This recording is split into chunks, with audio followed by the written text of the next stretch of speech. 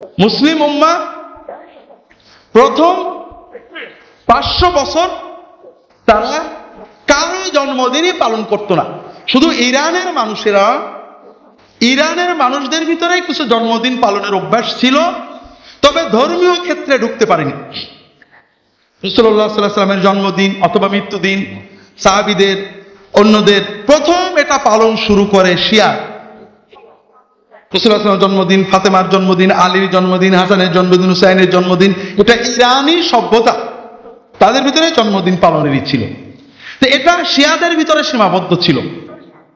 কিন্তু এই ক্রুসেডারদের আক্রমণে প্রথম 30-40 বছর মুসলমানরা ছিন্ন ভিন্ন। এরপরে আবার তাতাররাও আসছিল, পরে মুসলমানরা উদ্দীপনা হারিয়ে ফেলেছে, রাষ্ট্রগুলো বিজাতিরা দখল করে নিয়েছে, অর্থনৈতিকভাবে সামাজিক নিরাপত্তাহীনতায় ভুগছে, উদ্দীপনা নেই।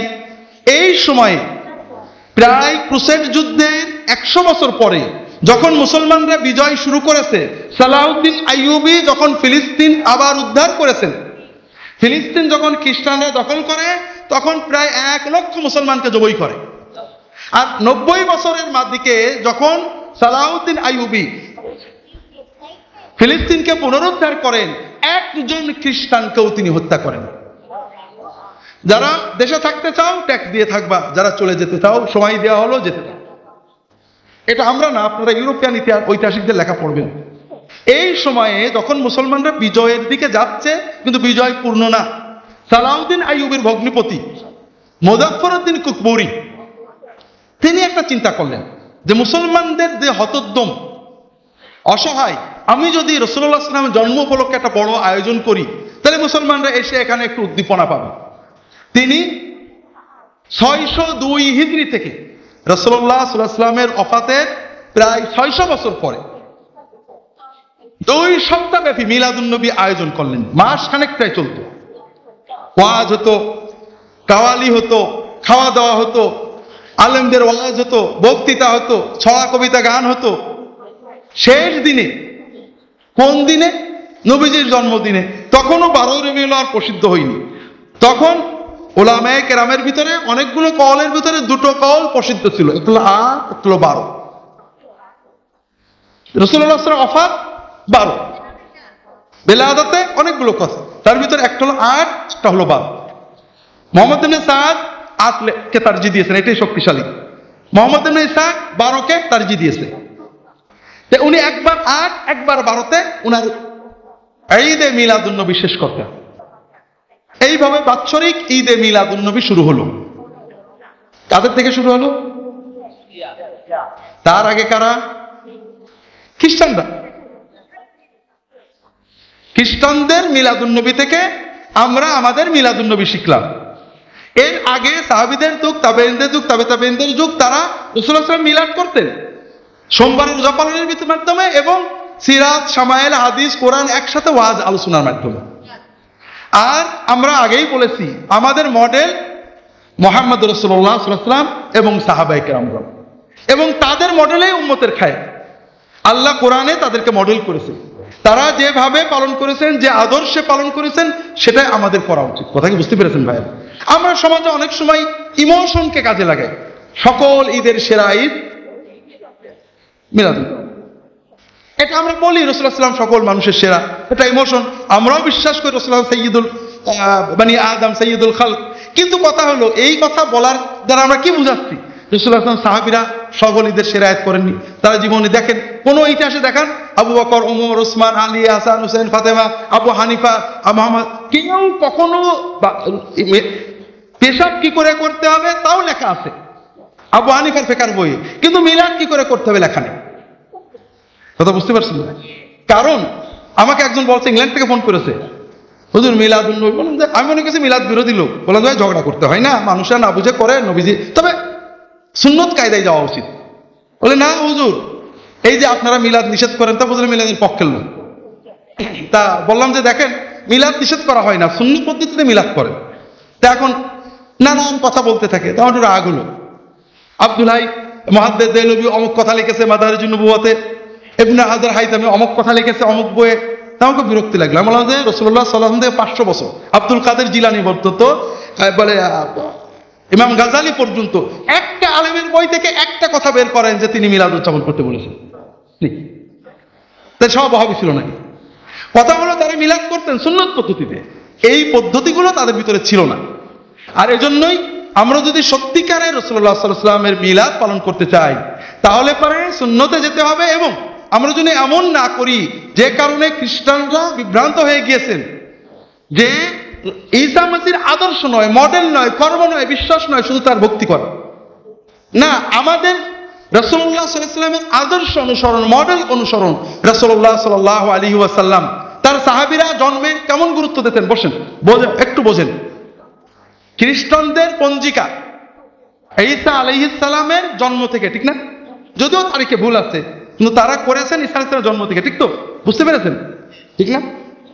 মুসলমানদের ক্যালেন্ডার হবে রাসূলুল্লাহ সাল্লাল্লাহু আলাইহি ওয়াসাল্লামের ওফাতের পরে না ইন্তেকালের পরে। এখানেও আমরা ইন্তেকালে কোনো দোষ নেই, কিন্তু হাদিস শরীফে কোরআনে কি শব্দ ব্যবহার করেছে? মা, মৌত, মৃত্যু, ওফাত। তুফিয়া রাসূলুল্লাহ, মাতা রাসূলুল্লাহ, মৃত্যুবরণ করেন রাসূলুল্লাহ। আমরা বেশি আদব করতে চাই, এটা অতিভক্তি, চোরের লক্ষণ। রাসূলুল্লাহ সাল্লাল্লাহু আলাইহি ওয়াসাল্লামের ওফাতের পরে, মৃত্যুর পরে আবু বকর রাদিয়াল্লাহু আনহু 2 বছর খেলাফত করলেন, 2 বছরের মাথা ওমর রাদিয়াল্লাহু আনহু খলিফা হলেন। 1-2 বছর পরে মিসরের গভর্নর আবু মুসা আশআরী রাদিয়াল্লাহু তাআলা আনহু ওয়া আনহুম আজমাইন ওমর রাদিয়াল্লাহু তাআলা আনহুকে চিঠি লিখেছেন যে আপনি চিঠি পাঠান 13ই সফর, 15ই রমাদান, 19শে রজব, কিন্তু কোনো সাল থাকে না। মুসলমানদের ভিতরে ওই সময় কোনো সালের প্রচলন ছিল না, পঞ্জিকা ক্যালেন্ডার ছিল না। এতে সমস্যা হয়, কোন ফরমান আগে কোন ফরমান পরে এটা আমরা বুঝতে পারি না। তা আপনি একটা সাল ঠিক করেন। রাসূলুল্লাহ সাল্লাল্লাহু আলাইহি ওয়াসাল্লামের সাহাবীদেরকে নিয়ে মজলিসে শুরা, পার্লামেন্ট নিয়ে ওমর রাদিয়াল্লাহু তাআলা আনহু বসলেন। কেউ কেউ বললেন যে আমরা পার্সিয়ানদের পঞ্জিকাটা ব্যবহার করব, কেউ বললেন রোমানদের পঞ্জিকা, বললেন না, মুসলমানদের স্বতন্ত্র পঞ্জিকা হওয়া উচিত। তাহলে কি করব? কেউ কেউ পরামর্শ দিলেন যে রাসূলুল্লাহ সাল্লাল্লাহু আলাইহি ওয়াসাল্লামের জন্ম থেকে আমরা ক্যালেন্ডার ধরি, খ্রিস্টানদের তো জন্ম থেকেই। সাহাবীরা এটা নিলেন না। তাহলে আমরা তার ওফাত থেকে, মৃত্যু থেকে ধরি।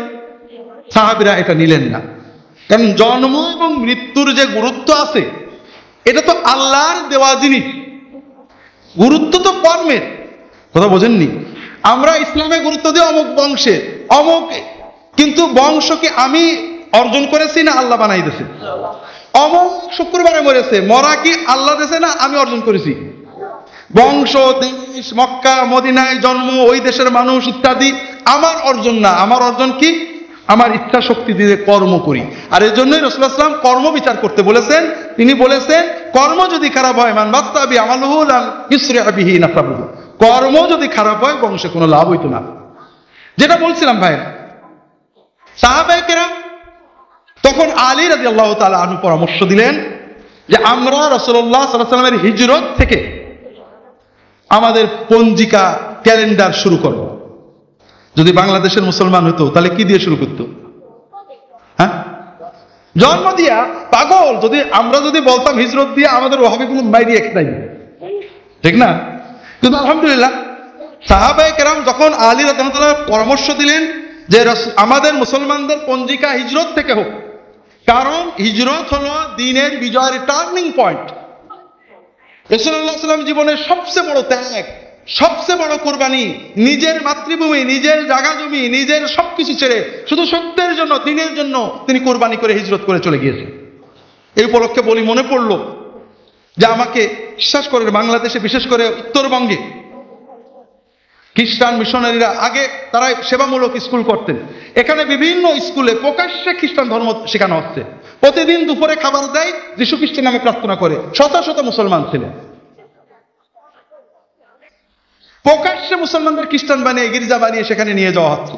দুর্ভাগ্য হলো আমরা স্কুলে পড়াবো, এটা একটা সেকুলার প্রতিষ্ঠান, যার যার ধর্ম তার। আমাদের ছেলেদের আপনি খ্রিস্টান কায়দায় প্রার্থনা করাবেন না, এই কথাটা বলার মতো একটা মানুষ এসে দেশে নেই। আলেম ওলামারা দুর্বল, অল্প। আলেমদের উচিত, ভালো যুবক তেজি আলেমদের উচিত ওই দেশে হিজরত করে চলে যাওয়া। যত নবী আল্লাহ প্রেরণ করেছেন সকল নবী রাখাল ছিলেন, ছাগল চড়িয়েছেন, কর্মী ছিলেন, শ্রমিক ছিলেন। সাহাবা ইকরাম প্রশ্ন করলেন, ইয়া রাসূলুল্লাহ আপনি? তিনি বললেন, কুনতু আরআ গানামান লিআহলি মক্কাহ আলা কারারিদ। মক্কাবাসীদের ছাগল, কিছু মানুষের ছাগল নিয়ে টাকার বিনিময়ে, পয়সার বিনিময়ে, মজুরির বিনিময়ে আমি মাঠে নিয়ে চড়াতাম। আমাদের কিশোরদের আমরা কর্ম শিখাচ্ছি না, আমরা কি শিখাচ্ছি? 31st নাইটের অশ্লীলতা, বেহায়াপনা, অপচয়, আত্মকেন্দ্রিক ভোগ বিলাসিতা। আমাদের সামনে মডেল নেই ভাই। আমরা ইসলাম দাবি করি, কষ্ট লাগে এটা আমার। আমরা মুসলমানেরা এখনো কর্মকে ঘৃণা করি। আমার 10 বছরের ছেলে, 12 বছরের ছেলে প্রাইমারি স্কুল ছুটি হয়েছে, গ্যারেজে কাজ করবে, আমরা কেউ রাজি নেই। যদি কেউ বাধ্য হয়ে গরিব মানুষ করে, এটাকে আমরা খারাপই মনে করি। আমার মতো মানুষের ছেলে গ্যারেজে কাজ করবে, রাজমিস্ত্রির কাজ করবে, কারেন্টের মিস্ত্রি জোগালি হয়ে কাজ করবে, মান সম্মান থাকে। কিন্তু আমার ছেলে যদি রাজনৈতিক দলের হাতা হয়ে পিস্তল নিয়ে ঘুরে বেড়ায়, টাকা নগদ আদায় করে নিয়ে আসে, কোনো লজ্জা লাগে না। এরপরেও নাকি আমরা মুসলমান। আমরা মেথরকে ঘৃণা করি, ঠিক না ভাই? কারণ মেথরকে নাজেজ কাজ করে। মেথর গু তুলে নিয়ে যে খেয়ে ফেলে, কি করে? এই গু নিয়ে ফেলে দেওয়া একটা হারাম কাজ, ঠিক না? মাকরুহ কাজ। তাহলে তো আমাদের মায়েরা সব দোজখে যাবে। এটা একটা বৈধ কাজ। আল্লাহ রাসূল সাল্লাল্লাহু আলাইহি ওয়াসাল্লাম বলছেন, মা আকালা আবদুন তাআমান কাত্তু আতিয়াবা মিন কাসবি ইয়াদিহি। নিজে হাতে কর্ম করা, এই কর্ম করে যে টাকা উপার্জন হয়, এর চেয়ে পবিত্র উপার্জন আর কিছুই হতে পারে। তাহলে আমরা মেথরকেও অবজ্ঞা করি। রিকশাওয়ালা, কামার, কুমোর, মুচি, জেলে, এদেরকে ছোট কাজ মনে করি। এটা হলো আর্যদের যে মানুষকে ভাগ করা পেশার কারণে, সেই আর্য বিশ্বাস আমাদের এখন রয়ে গেছে। আমরা নাকি মুসলমান। অথচ গু খাই কে বলেন তো? গু খাই কি? যে হারাম খাই, যে ওজনে কম দেয়, যে ফাঁকি দেয়, যে বোনের হক, ভাইয়ের হক মেরে দিয়েছে, যে প্রতিবেশীর হক মেরেছে, এতিমের সম্পদ নিজে লেখে নিয়েছে, যে সুদ নিয়েছে, সে ঘুষ নিয়েছে, যে দুর্নীতি করে চাকরি দিয়েছে, যে যোগ্য ব্যক্তিকে চাকরি না দিয়ে অযোগ্যকে টাকা নিয়ে চাকরি দিয়েছে, যে বিশ্ববিদ্যালয়, স্কুলে, কলেজে চাকরির নামে টাকা খেয়েছে, এটা কি খাই? আমাদের ফুরফুরার মুজাদ্দিদ আবু বকর সিদ্দিকী রাহমাতুল্লাহ আলাইহির একটা গল্প আছে। এক ব্যক্তি কসম করেছে, বোর সাথে রাগ করে আমরা আগে তালাক দিই, তারপর আফসোস করি, ঠিক না? সেও তাই করেছে। বোর পর রাগ হয়েছে যে আমি যদি গু না খাইতে, তুই আর 3 তালাক। এখন এরপরে তো তালাক দেওয়ার পরে তো আফসোস হবে। এখন হুজুরদের কাছে শুনেছে, বলে গু না খেলে তালাক দেবে। তখন ফুরফুরার আবু বকর সিদ্দিকী রাহমাতুল্লাহ আলাইহির কাছে গেছে, বলে হুজুর আমি কি করবো? বলে গু খাও। বলে হুজুর গু খাওয়া যায় নাকি? বলে তাহলে এক কাজ করো, তুমি একটা সুদখোর খোঁজো। আগের জামানায় সুদখোর কম ছিল, এখন কি অনেক না, প্রত্যেক। আগে বড় লোকরা সুদ খেত বেশি বড় লোক হওয়ার জন্য। এখন আমরা ক্ষুদ্র ঋণ ব্যবস্থায় প্রত্যেকেই সুদ খাই বড় লোক হওয়ার জন্য। কিন্তু আপনারা বলেন, সারা বাংলাদেশে স্টাডি করে আমাকে 10টা, 50টা, 100টা একটা নমুনা দিন যে দরিদ্র অসহায় মানুষ, অন্য কোনো সম্বল ছিল না, কোনো এনজিও থেকে ক্ষুদ্র ঋণ নিয়ে কর্ম করে এখন সচ্ছল, তার আর কোনো এনজিওতে কোনো ঋণ নেই। পাওয়া যায়? কি হয়? আগে ছিল বেকার, এখন হয়েছে চাকর। আগে 2 বেলা খেত না, 1 বেলা খেত। আমি যে বললাম যে তোমাকে এই 10,000 টাকা দিচ্ছি, যা পারো আয় উপার্জন করে খাবা, আমার শুধু প্রতিদিন 500 টাকা দিয়ে দেবা। তো খুশি হয়ে নিয়ে খেটে খেটে সন্ধ্যে লাগে 520 টাকা হয়েছে। ও কত পাইল? আর আমি যে বড় লোক কে হচ্ছে এই সমিতিগুলো, আর ও আমার চাকর হয়ে পাগলের মতো কাটছে। তারপরেও ঋণ যখন শোধ হয় না, তখন আরেক সমিতির থেকে টাকা নিয়ে এটা শোধ দেয়। এখন কি হয়েছে? একটু পরিষ্কার পোশাক পরে, পরিশ্রম করে। এই পরিশ্রমটাই যদি ও এই সুদ না নিয়ে করতো, ও এমনি সচ্ছল হয়ে যেত। কিন্তু আমরা অলস, কর্ম আমাদের দেশে খারাপ মনে করা হয়। আমাদের সন্তানেরা আরব দেশে যে মেথরের চাকরি করে 3 লাখ 4 লাখ টাকা খরচ করে, কারণ বাংলাদেশে কাজ করলে নাকি বংশের মান থাকে না। তো যেটা বলছিলাম, লম্বা বলতে গেলে দেরি হয়ে যাবে। রাসূলুল্লাহ সাল্লাল্লাহু আলাইহি ওয়াসাল্লাম কৈশোরে কর্ম করতেন, তিনি কর্মমুখী ছিলেন, তার সাহাবীরা কর্মমুখী ছিলেন। আয়েশা রাদিয়াল্লাহু তাআলা বলছেন, কানা আসহাবু রাসূলিল্লাহ সাল্লাল্লাহু আলাইহি ওয়াসাল্লাম উম্মান আনফুসিহিম, রাসূলুল্লাহ সাল্লাল্লাহু আলাইহি ওয়াসাল্লামের সাহাবীরা সবাই নিজের কর্ম নিজে করতেন। খেতে কাজ করতেন, ব্যবসায় কাজ করতেন, পরের বাড়িতে কাজ করতেন, কাজ করতেন। আমরা কাজ শিখলাম না। আব্দুর রহমান ইবনে আউফ রাদিয়াল্লাহু তাআলা আনহু, রাসূলুল্লাহ সাল্লাল্লাহু আলাইহি ওয়াসাল্লাম 10 জন সবচেয়ে প্রসিদ্ধ জান্নাতের সংবাদ পাওয়া সাহাবীদের একজন, হিজরত করে মদিনায় গেলেন খালি হাত, অসহায়, একেবারে নিঃস্ব।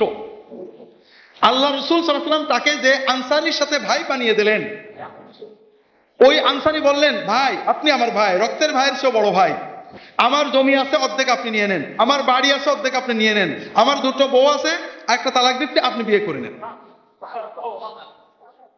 আব্দুর রহমান ইবনে আউফ কি বললেন, ভাই আপনার জমিতে আল্লাহ বরকত দিক, আপনার বাড়িতে আল্লাহ বরকত দিক, আপনার আহাল পরিবারে আল্লাহ বরকত দিক, আমার কিচ্ছু লাগবে না ভাই, মদিনার বাজারটা কোন জায়গায় একটু বলে দেন। দুল্লুন আলা সুকিল মদিনা, মদিনার বাজারে যে 2 টাকার সওদা নিয়ে বাজার করতে বসলেন, কেনেন আর বেচেন, কেনেন আর বেচেন। রাসূলুল্লাহ সাল্লাল্লাহু আলাইহি ওয়াসাল্লামের ওফাতের আগেই তিনি আরব বিশ্বের সবচেয়ে বড় একজন ধনী হয়ে গেলেন।